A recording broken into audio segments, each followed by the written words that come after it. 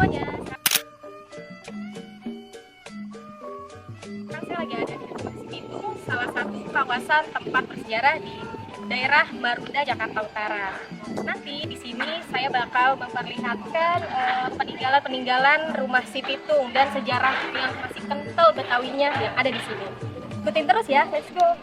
Di pesisir utara Jakarta, di antara semilir angin laut dan aroma asin Marunda, berdiri sebuah rumah kayu tua yang masih kokoh menantang waktu. Orang-orang mengenalnya sebagai Rumah Cipitung, rumah sang jawara Betawi yang kisahnya melegenda. Dari sinilah Cipitung dikenal sebagai pembela rakyat kecil. Ia melawan penindasan, menegakkan keadilan dengan keberanian yang lahir dari hati rakyat biasa. Setiap sudut rumah ini menyimpan cerita tentang perjuangan, tentang keyakinan, dan tentang keberanian orang Betawi di masa penjajahan. Kayu-kayu tua, berangkas besi, dan perabot sederhana di dalamnya seakan berbisik lembut bahwa warisan sejati bukanlah harta, tapi nilai yang ditinggalkan, dan semangat itu kini terus dijaga. Beberapa langkah dari sini, Museum Bahari menampilkan pameran temporer yang membawa kita menelusuri sejarah pelabuhan, perdagangan, dan kehidupan masyarakat pesisir tempo dulu. Di balik ini ada pameran temporer hasil kolaborasi dari gedung Museum Bahari. Mari terus. Melangkah keluar dari Rumah Cipitung, kita dibawa ke tempat lain yang gak kalah menarik. Sebuah pameran temporer di Museum Bahari yang menghadirkan warna dan warisan budaya Betawi. Begitu masuk pintu utama, pengunjung langsung disambut oleh pameran ondel-ondel, ikon kebanggaan warga Betawi yang mewakili semangat dan sukacita. Lorong-lorongnya penuh dengan cerita. Di kanan kiri terpajang foto, spanduk, dan benda-benda peninggalan yang mengisahkan perjalanan panjang budaya Betawi dari masa ke masa. Beberapa pengunjung tampak antusias membaca panel sejarah. Ada yang berhenti lama di depan spanduk berisi kisah asal-usul Betawi, ada juga yang sibuk mengabadikan momen di lorong pameran. Dari satu sudut, ada meja berisi mainan tradisional, congklak, yoyo, dan gangsing. Anak-anak tertawa kecil saat mencoba bermain, seolah kembali ke masa ketika permainan sederhana bisa buat bahagia. Di dekatnya, terpajang replika perahu kayu dan jaring ikan, melambangkan kehidupan pesisir yang menjadi nadi bagi masyarakat Betawi. Foto-foto kapal lama di dinding mengingatkan kita bahwa Jakarta pernah tumbuh dari semangat pelaut dan pedagang. Pameran ini bukan sekedar kumpulan benda, tapi ruang untuk mengenang bagaimana budaya, keyakinan, dan kehidupan masyarakat pesisir membentuk identitas Jakarta. Di bagian akhir lorong, terpajang spanduk berisi pandangan tokoh masyarakat Betawi. Mereka bicara tentang pentingnya menjaga tradisi di tengah arus modernitas.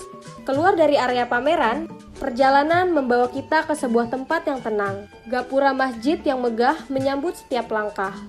Bangunannya berdiri kokoh di tepi laut, seakan menjadi penjaga spiritual masyarakat pesisir. Di dalamnya, suara lantunan ayat suci terdengar menenangkan. Mengaji di bawah cahaya lembut yang masuk dari jendela. Dari Rumah Cipitung ke pameran ondel-ondel hingga ke Masjid Al-Alam, semuanya bercerita tentang satu hal, bahwa Betawi bukan sekedar identitas, tapi cara hidup. Di antara riuh kota dan gelombang laut, kita diingatkan bahwa akar budaya selalu jadi tempat kita pulang. Nah, sekarang kita di sini udah ada dua narasumber yang tahu sejarah di balik Rumah Cipitung ini. Boleh langsung sebelumnya namanya siapa, Mas? Oke, saya Rama Putra Ramadan dari PKL di Rumah Cipitung. Dan ini teman saya sendiri, nama saya Andika Setiawan, merupakan anak pedal dari Rumah Cipitung. Sebelum dimulai, boleh nggak sih Mas diceritain sedikit asal-usul cerita di balik Rumah Cipitung ini? Kalau Rumah Cipitung itu sendiri, awalnya itu rumahnya itu udah kebentuk seperti ini ya. Tadinya tuh malahan lebih bawah lagi, belum dibeton seperti sekarang. Belum dibeton seperti sekarang dan udah beberapa kali juga direnov. Dan Rumah Cipitung ini juga sebelumnya itu bukan rumahnya asli Cipitung. Bukan asli. Jadi Rumah Cipitung itu dulunya itu punya saudagar dari Makassar yang namanya Bapak Haji Sapiudin.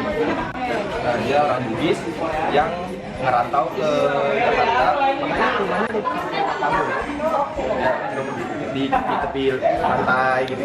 Jadi biar nggak kena banjirop Oh, Itu sih sebenarnya masalahnya. Jadi rumah ini juga dibangun itu pada tahun 1880. kalau boleh tahu, kenapa sih bisa disebut rumah si Pitung? Apakah si Pitung ini pernah tinggal di sini?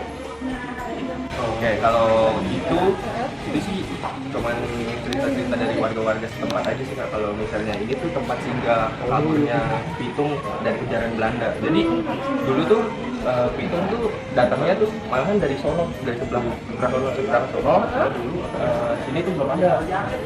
Ya, jadi iya dulu tuh pulau masih kepisah gitu, belum menyatu seperti sekarang. Ke sini perlu naik apa namanya perahu.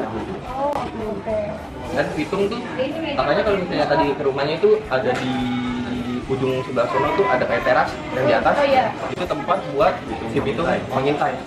Dari ujung kelihatan kalau misalnya gerak-geriknya ada yang mencurigakan kayak Belanda datang tuh nanti dia lari ke Masjid Al-Alam yang ada di belakang. Ada di belakang Masjid Al-Alam namanya. Jadi kalau misalnya rumahnya lagi diburu sama penjajah atau Belanda itu sendiri, Pitung tuh larinya ke Masjid Al-Alam. Oke. Nah, selain tempat untuk wisata, biasanya rumah si Pitung ini dijadikan apa? Kalau untuk acara-acara itu karena kita cabang dari Museum Bahari itu beberapa kayak ada event dari Bahari sendiri kayak ada workshop, ada talk show, gitu-gitu. Jadi ada lomba juga, itu dari lomba nyablak lah, gitu ada pernah. Terakhir nih, menurut mas-masnya nih ya, apa sih pesan yang bisa kita ambil dari perjuangan si Pitung? Biar teman-teman di sini tahu nih.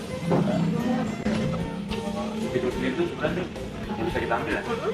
Itu kayak orang yang berani, terus apa namanya, seorang juga yang adil.